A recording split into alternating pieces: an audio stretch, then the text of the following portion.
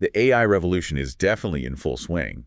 And you've got this one company, supermicrocomputer SMCI, right? Smack in the middle of it all. Yeah, it's pretty amazing. Over 70% of their recent revenue tied directly to AI. Exactly. And they pulled in nearly $15 billion last fiscal year, 2024.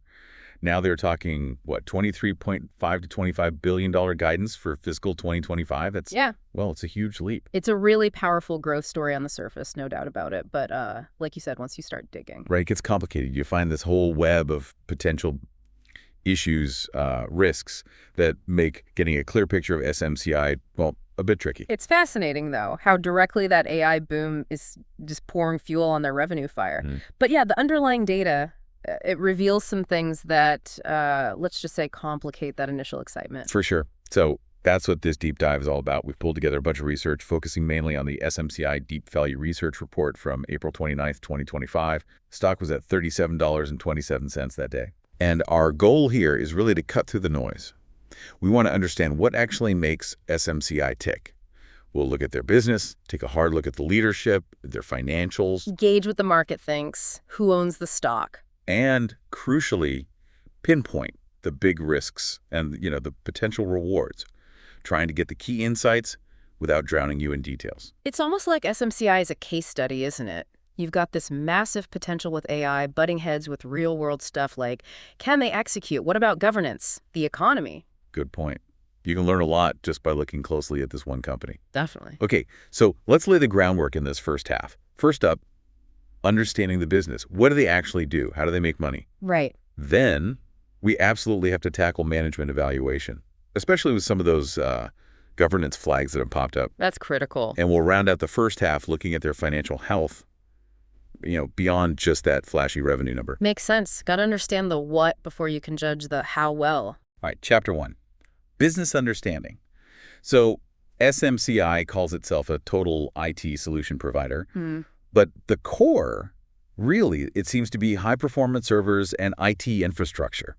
The stuff powering big enterprise, IT, cloud platforms, AI development, which we keep saying is huge for them. And even 5G and edge computing now. Right. They talk a lot about first-to-market innovation, customizable solutions, sustainability. And while that total IT solution sounds broad, it's really important to remember, over 90% of their money comes from selling those high-performance server and storage systems. So fundamentally a hardware company. Pretty much. But, hardware for very advanced, very fast-growing areas. Okay. And the types of servers, we're talking rack-mount blade servers and those really important GPU-accelerated ones for AI, right? Exactly. Those are the workhorses for AI tasks. So how do they sell these? What are the channels? Well, they've got a few main routes. There's a big direct sales team going after large enterprises and those big cloud providers. Back in fiscal 23, that was 42% of direct sales to enterprise, 38% to cloud. So significant chunks. Right. Then they've got a global network of distributors, resellers, that gives them broader reach. And finally, a smaller piece is their online e-commerce site. Interesting. So direct for the big fish, partners for the wider market. But it's not just hardware sales, is it? The research mentioned other revenue streams. But that's a good point to clarify, yeah. Hardware is definitely king, but they do have other things going on. Custom design services for specialized computing needs.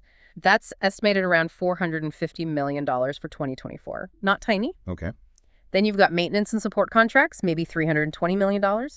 Tech licensing, perhaps $95 million.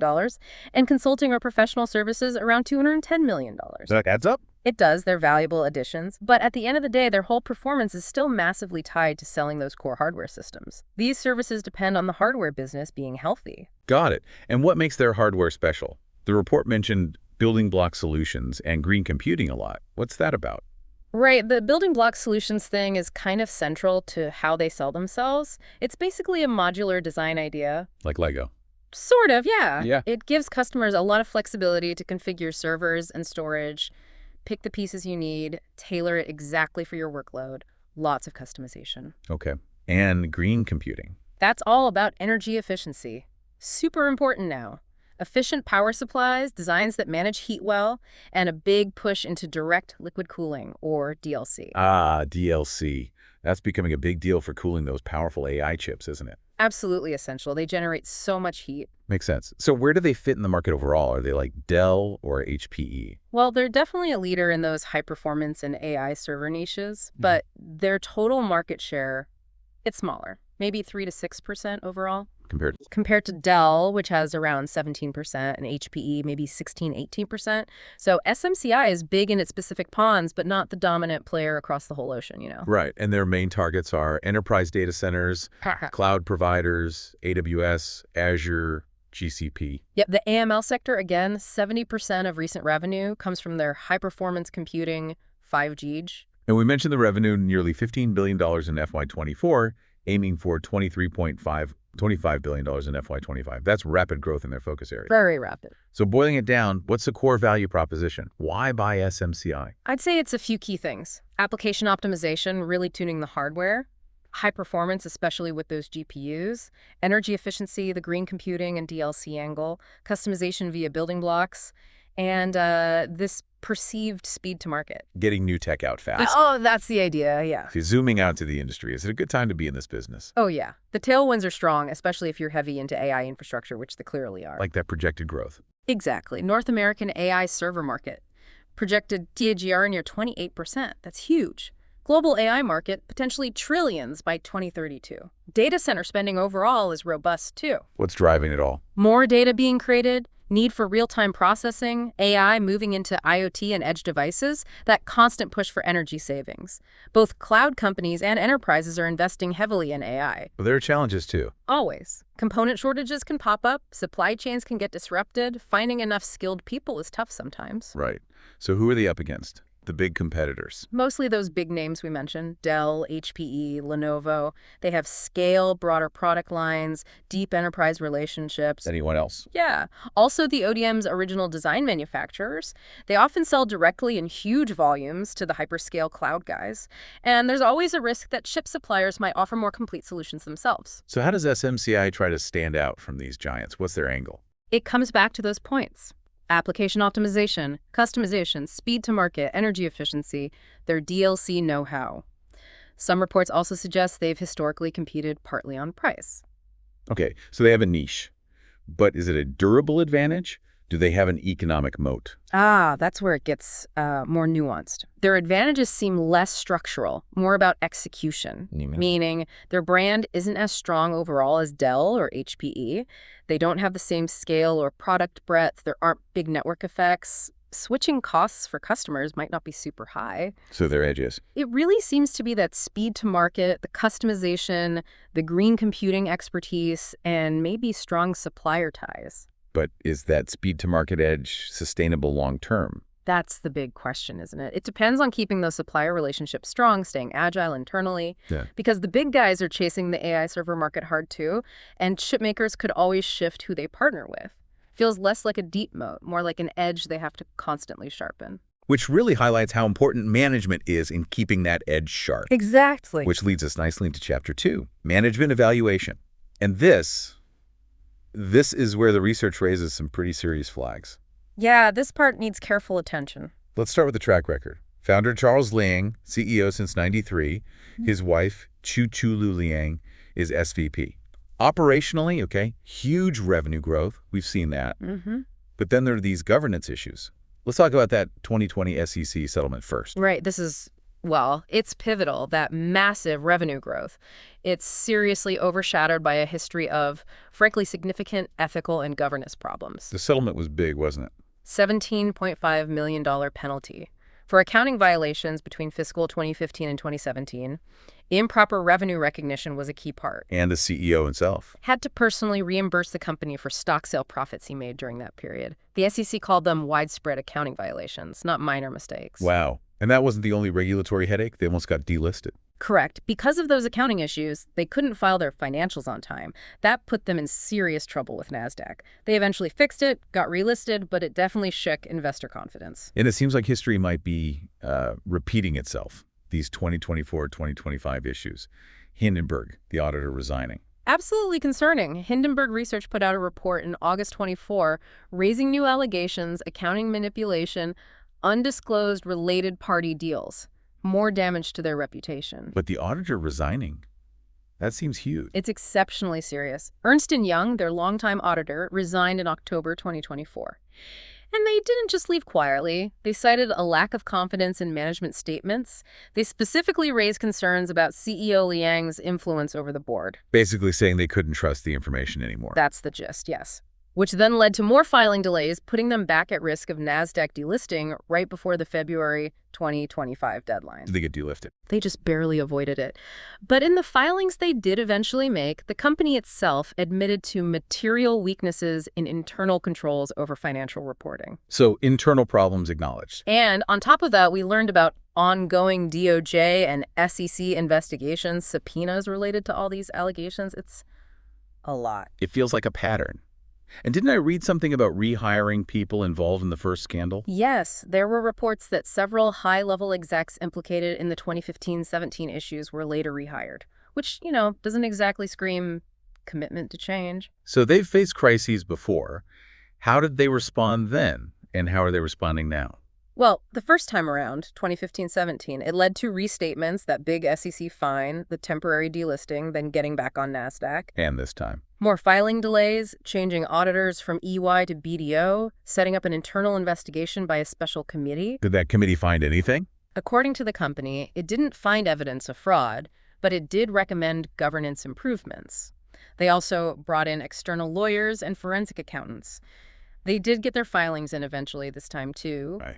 But the fact that these major issues keep cropping up, it really makes you question if the past fixes were effective or if the underlying culture has truly changed. Yeah, it definitely makes you wonder about transparency. Yeah. Repeated filing delays, an auditor leaving under those circumstances, not a great look. Exactly. They hold earnings calls, release materials, sure, but not being able to provide timely, independently audited financials for long stretches, that severely hurts transparency. It makes it really hard for investors to know what's actually going on financially. And their ethical reputation must be taking a beating. SEC charges, auditor resignation citing CEO influence, internal control weaknesses admitted, that past export violation. This is a long and concerning list. And then you have these related party transactions, deals with companies tied to the CEO's brothers. Tell me more about that. That sounds like a potential conflict of interest nightmare. It's a really significant concern, yeah. Supermicro has done a lot of business, reportedly close to $1 billion over 3 years, with companies controlled by Charles Liang's brothers, specifically Abelcom and CompuWare. $1 billion. Roughly, yeah. And these kinds of deals inherently lack transparency. There's always a risk they aren't done at arm's length, that value could be unfairly shifted. Hindenburg also alleged other undisclosed related parties. Does the company acknowledge this risk? Their own filings mention potential conflicts with related suppliers, so you combine that with the history, with EY's specific concerns about CEO influence. It paints a picture where maybe minority shareholder interests aren't always the top priority. It certainly casts a shadow over those growth numbers. Okay, let's shift gears slightly. Capital allocation. Where are they putting their money? It looks like it's almost entirely focused on reinvesting for rapid organic growth. Big money into R&D, estimated $352 million recently to stay competitive in AI, green computing. Makes sense. And they're aggressively expanding manufacturing capacity, building out facilities in the US, Taiwan, Malaysia, likely trying to meet demand and maybe get ahead of those tariff issues too. What about returning cash to shareholders? Dividends, buybacks? Nope, no history of either. All the earnings they report are plowed back into the business. Okay. And are those investments paying off? What about return on invested capital, ROIC? Well, based on the accounting numbers, ROIC looked pretty strong recently, especially during that AI surge, maybe 26-32% in FY23. Might have cooled a bit since then on a trailing basis. Yeah, is that good? Generally, yeah. Those levels were likely above their cost of capital, suggesting they were creating value, at least according to those accounting metrics. Right. We have to talk about the free cash flow. Yeah. Which is not good. Not good at all. This is the huge disconnect. Despite those nice-looking accounting returns, the company has been burning through cash. Billions in negative free cash flow last fiscal year, and in the trailing 12 months. Why? Where's the cash going? It strongly suggests their rapid growth is incredibly capital-intensive, mostly getting tied up in working capital. Inventory levels, accounts receivable, they've ballooned. So they're selling a lot, but the cash isn't coming in fast enough or it's stuck in inventory. Pretty much. Reinvesting is normal, but not generating any positive cash from core operations. That's a major red flag. It suggests the reported earnings might not be as high quality as they seem. And unsustainable long term. Potentially, yeah. Unless they can start generating cash, they'll have to keep relying on external financing, more debt, maybe selling more stock. It really questions if those accounting profits are translating into real, usable cash. That contrast is stark. Yeah. Okay, that leads us right into Chapter 3, Financial Health. Let's nail down some key metrics as of that April 29, 2025 date. Right. Share price was around 37.27 cents. Market cap in the low $20 billion range. And the PE ratio. Relatively low. Mid-teens on a trailing basis, maybe around 10 times forward earnings. That's noticeably lower than their own history and many tech peers. Signaling skepticism. Very likely, yeah. Yep. The market seems wary. We know revenue growth was strong, but guidance was cut. What about profit margins? They've been squeezed. Gross margin, trailing 12 months, down significantly from FY23, sitting in the 12–14% range. Why a squeeze? Management points to tougher competition, price pressure, higher costs for some components, especially liquid cooling stuff, and just shifts in their product and customer mix. Operating and net margins have also tightened. Okay. How about debt? Are they drowning in it? Doesn't look like it, no. Their debt-to-equity ratio seems moderate. They have debt, including convertible notes, but it's not excessive compared to equity.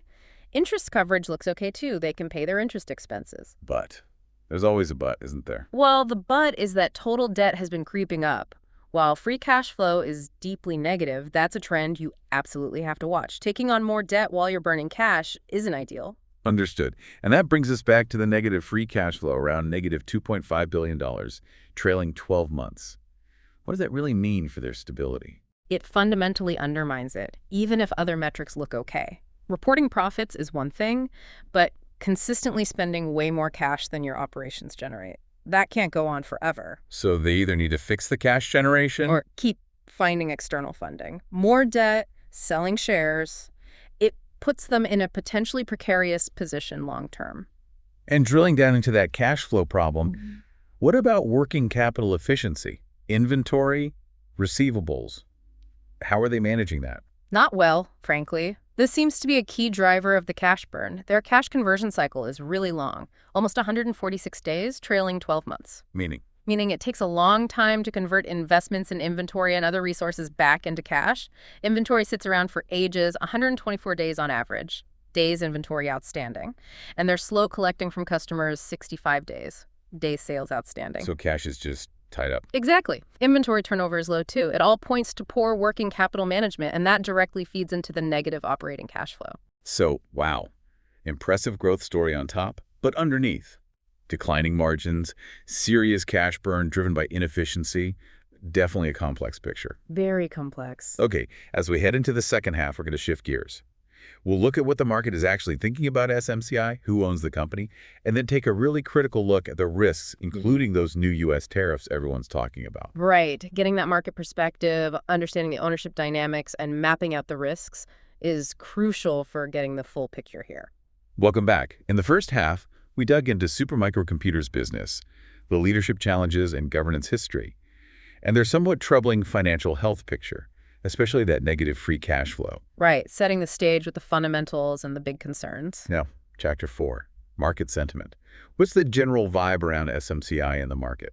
Is it hot or not? It seems extremely polarized, actually. You've got this real push and pull, huge excitement about their AI exposure that's driving a lot of bullishness, but it's constantly being checked by those deep concerns we talked about. The governance history, the operational issues like margin pressure and cash burn and all the external risks. So battle between bulls and bears. Pretty much. And you see that reflected directly in the stock's volatility. It's been known to make some really dramatic price swings. What are the professional analysts saying? Is there consensus there? Not really, no. It's quite divergent. Some aggregate ratings might lean towards buy, but if you look closer at individual analysts, you see a lot of hold ratings, even some sells. Any recent examples? Yeah, Citigroup initiated with a neutral rating. JP Morgan is also at neutral. It signals caution, uncertainty. And price targets. They'll cluster together. Far from it. The range is incredibly wide. You see targets down in the teens and others way up in the $90. That spread tells you how much uncertainty there is. But what's the average? The average seems to be somewhere in the 47 to 53 three-year range. So suggesting potential upside from the 37 level we're using as our base, but again, with a huge asterisk for uncertainty. That range really says a lot. Okay, how have recent news events swayed sentiment? Well, getting those late filings done in February 25 was initially positive, removed the delisting threat, but that was tempered by them also admitting to material weaknesses in internal controls. So, mixed bag there. What about results? The Q2 fiscal 25 results, and especially cutting the full-year revenue guidance, that hit the stock negatively, raised questions about whether that super fast growth was sustainable. Harris. News about the U.S. tariffs generally negative too, more cost and supply chain worries. And insider selling. Yeah, those sales by the SVP of operations and a director back in Feb-March, likely seen negatively. Insiders selling significant chunks isn't usually taken as a vote of confidence. Not typically, no.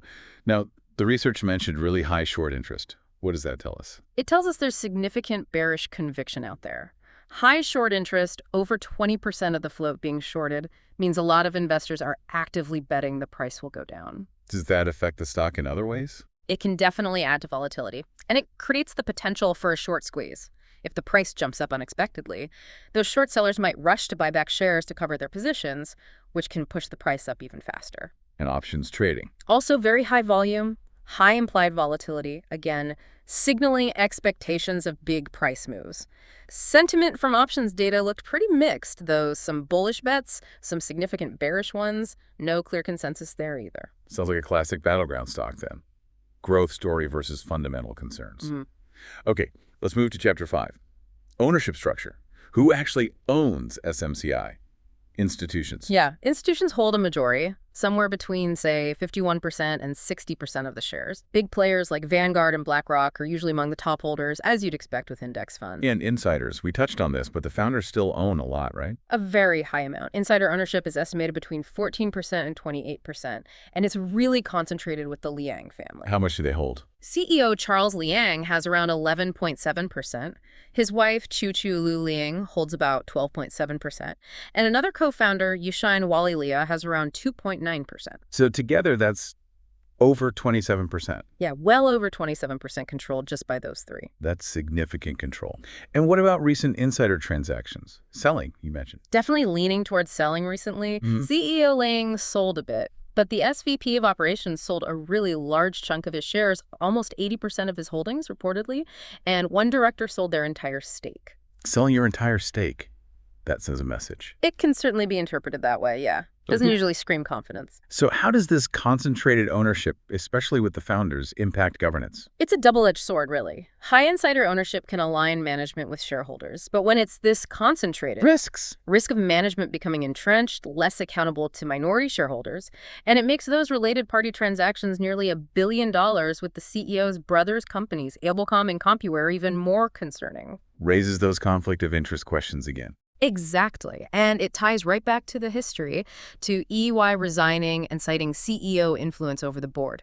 If you want the nitty-gritty on board structure and their latest responses to control issues, the proxy filing from late April 2025 is the place to look. But overall, yeah, the ownership structure adds to the cautious view. It definitely feels like the founder's interest might carry a lot of weight. Okay, Chapter 6. Risk assessment. The research used a SWOT analysis. Strengths, weaknesses, opportunities, threats. Let's hit the highlights. Strengths. Okay, strengths, definitely their leadership in AI HPC servers, that speed to market edge, customization via building blocks, and green computing and DLC expertise, strong supplier partnerships, high recent growth and accounting profitability, and having their own in-house design and manufacturing. Got it. Weaknesses. Seems like we've covered a few. Yeah, the big one is that accounting governance history and the trust deficit it created. Then there's the recent margin compression, the huge negative free cash flow, poor working capital management, smaller scale compared to giants, high stock volatility, those related party transactions. Okay. Opportunities. Where could they win? The overall AI market growth is massive, expanding into edge IoT. The focus on data center sustainability plays right into their green computing strength. Geographic expansion, new tech adoption like NVIDIA's next-gen chips that could drive upgrades, deepening partnerships further. Lots of potential upside. Now, threats? What could derail them? Intense competition is number one. Those U.S. tariffs we need to talk more about. Supply constraints on key components like GPUs, an economic downturn hitting IT spending. Tech changes fast, too. Exactly. Tech obsolescence is always a risk. Geopolitical instability disrupting supply chains. And, unfortunately, given the history, the threat of another scandal recurring. Right. Let's zoom in on those U.S. tariffs. That seemed like a major near-term threat for 2025. What's the situation? It was pretty complex as of early 2025. There's a baseline 10% tariff on imports from most places that started in April. But some potentially higher country-specific rates, like for Taiwan, were paused until July 9th. What about China? That's where it gets really steep. Products assembled in China face huge tariffs, a combined 145% on a lot of tech. Some core chips might be exempt from reciprocal tariffs, but could still face other duties. It all depends on where components come from and where the final assembly happens. How does this hit SMCI specifically? Several ways. Supply chain disruption if they rely heavily on China or other high tariff regions. Definitely increased costs for imported parts, which could squeeze those already falling margins. Will they have to raise prices? Likely. One analysis from JP Morgan estimated SMCI might only need about a 4% price hike to offset the tariffs less than Dell or HPE might need. But any price increase could hurt demand in a competitive market. Relative advantage, but still a hit. Right. And there's a risk that broad price hikes across industry could make companies pause big data center projects. So how do they fight back? Mitigation strategies. Probably more supply chain diversification, leveraging those plants they have in the U.S., Taiwan, Netherlands, and building out more in places like Malaysia, passing costs to customers where they can, negotiating hard with suppliers. But it's a major challenge they have to navigate carefully. Definitely another layer of complexity. Okay, that brings us to Chapter 7, our conclusion. It really boils down to this central conflict, doesn't it? Absolutely. You've got this fantastic growth story in a red-hot sector, AI, but it's seriously undermined by these recurring significant issues with governance and financial quality. Plus operational headwinds and external risks. Right. Margin pressure, that huge negative free cash flow, and now these tariffs layered on top. And that negative free cash flow just keeps jumping out. Seems so at odds with the reported profits. It's fundamental. You can't sustainably grow if you're constantly burning more cash than your operations bring in. It really forces you to question the quality and sustainability of the whole model right now. And the valuation, that low PE ratio we mentioned earlier. It almost certainly reflects the market pricing in all these risks and uncertainties. It might look cheap on paper, but it seems like the market is saying, we're not sure we can trust the earnings, and there's too much potential for bad news. Okay, so here's the final thought, the hook for you, the listener, to chew on. SMCI has this undeniably compelling tech and market position in AI. Could a genuine fundamental shift in their governance and financial transparency unlock massive value here? Or are those historical problems just too deep-rooted? Are the current operational and external challenges just too much to overcome? It really makes you think about how much a company's past dictates its future, doesn't it? It really does. Can an organization with this kind of history truly make lasting changes? Investors are probably going to need to see sustained proof of better governance and financial discipline before they really buy into a long-term turnaround story that's more than just revenue growth. So, to wrap up this deep dive, we've taken a close look at supermicrocomputer computers, their business, management issues, financials, market view, ownership, and the risks, all based on that research from late April 2025. Hopefully this gives you a much better framework for understanding the company and all the complexities involved. Absolutely. And if this detailed look at SMCI was helpful, and you want more analyses like this to navigate finance and tech, definitely subscribe to the Stock Analytics AI YouTube channel. You'll find the sources we used linked in the description. Yeah, getting beyond the headlines is key in markets like these. Okay, last thing, the necessary disclaimer. Please remember this analysis is based on information available as of April 29th, 2025. It's not financial advice. Investing always involves risk, and past performance doesn't guarantee future results. We've used various sources and aim for accuracy, but can't guarantee everything. And just so you know, AI was used in preparing the outline for our discussion today.